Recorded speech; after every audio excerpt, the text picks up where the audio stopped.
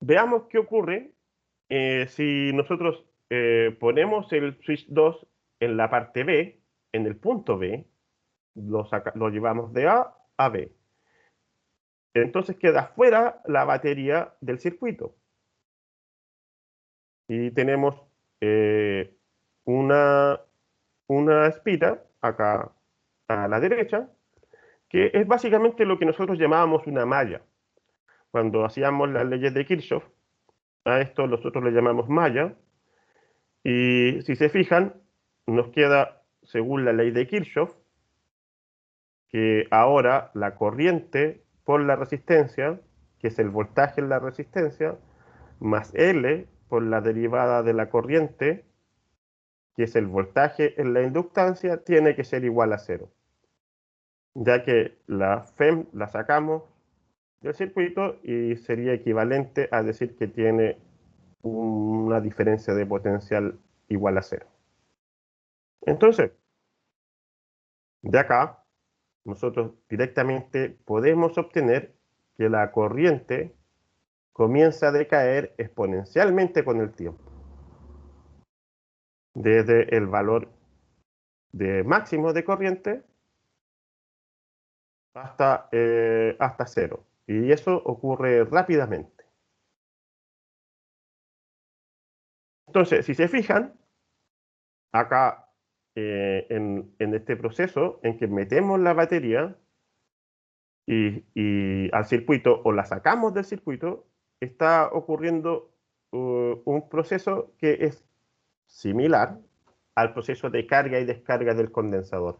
Pero en el condensador, lo que nosotros estamos acumulando es energía potencial eléctrica.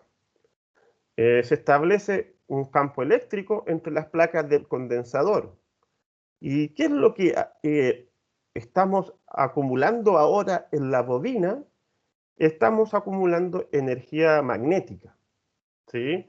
Se produce un campo magnético en el centro de la bobina y cuando se descarga, ese campo magnético se va a cero. Y cuando cargamos, o sea, la palabra cargar no es la misma que usábamos antes para el condensador, porque ahora lo que comienza a aparecer, en la medida que hay corriente pasando por la bobina, hay un campo magnético que produce la bobina. Entonces, este circuito lo que tiene acá en la bobina acumulado es energía magnética. Ahora, fíjense acá,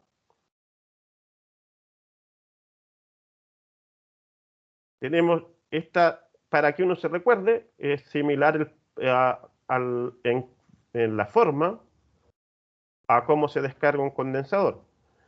Entonces, en vez de tener un circuito ahora con una resistencia y un condensador, podemos pensar en un circuito con una resistencia y una inductancia.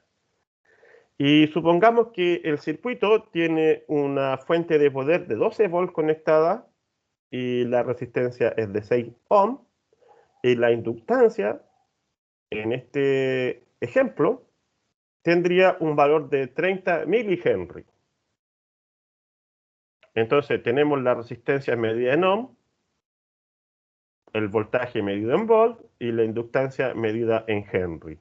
Este mili acá, lo único que va a ser multiplicar por 10 a la menos 3 este valor de inductancia. Entonces, ahora nos preguntan acá, en este ejemplo, que encontremos el valor de la constante de tiempo del circuito.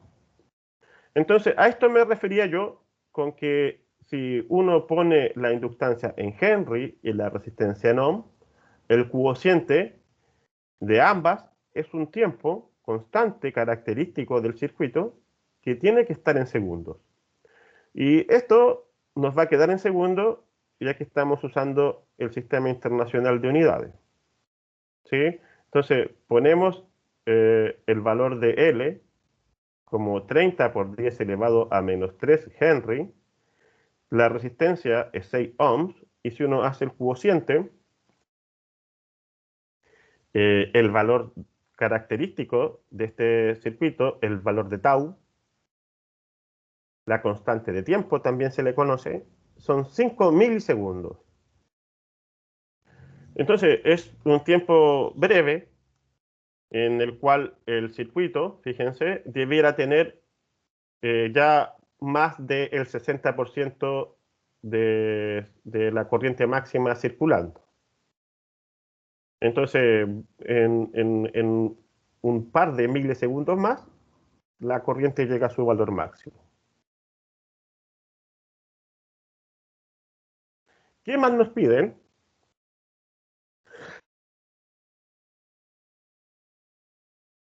Dice que si ahora el interruptor S2 se pone en la posición A y el interruptor S1 se cierra en T igual a 0, ¿cuál es la corriente del circuito en T igual a 2 milisegundos?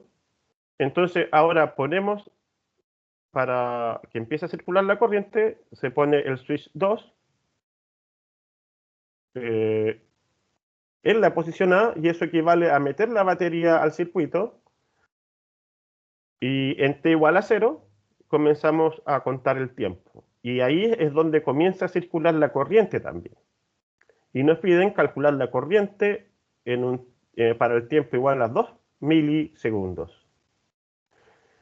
Del cálculo anterior, nosotros sacamos que la corriente tiene este comportamiento. Fíjense, es el valor máximo de la corriente, dado por, fíjense acá, es la FEM dividido por R, o el voltaje de la fuente de poder dividido por R, multiplicado por este factor que está acá, que es 1 menos la exponencial de menos tau dividido por tau. Entonces, evaluamos, ponemos el valor de la fuente, que son 12 volts, el valor de la resistencia, que son 6 ohms, y el tau lo calculamos y lo ponemos en la expresión como 5 milisegundos, y evaluamos en 2 milisegundos. Se pone todo en la calculadora y esto tiene que dar un valor de corriente en amperes. Si ustedes se fijan, este menos 2 partido por 5 es menos 0,4, y tenemos un valor de corriente a los 2 milisegundos igual a 0,659 amperes.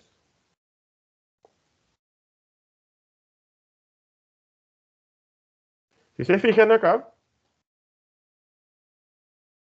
el voltaje en la inductancia comienza a disminuir y el voltaje disminuye exponencialmente en la inductancia también. ¿Sí? Entonces eso hay que tenerlo presente, que una vez que se conecta el circuito, comienza a pasar la corriente en la bobina, el voltaje decrece y se hace cero en un orden de los milisegundos, en un orden de tiempo. En este caso, fíjense, a 10 milisegundos, para este ejemplo, todavía no se hace cero, pero ya a 20 milisegundos el valor es muy cercano a 0 voltios. En cambio, para la resistencia del circuito, pasa lo contrario. Cuando se conecta la batería al circuito, recién comienza a subir el voltaje, sube, sube, sube, y llega en un instante, en algún instante del tiempo, a un valor acotado, que sería en este caso el valor de la fuente.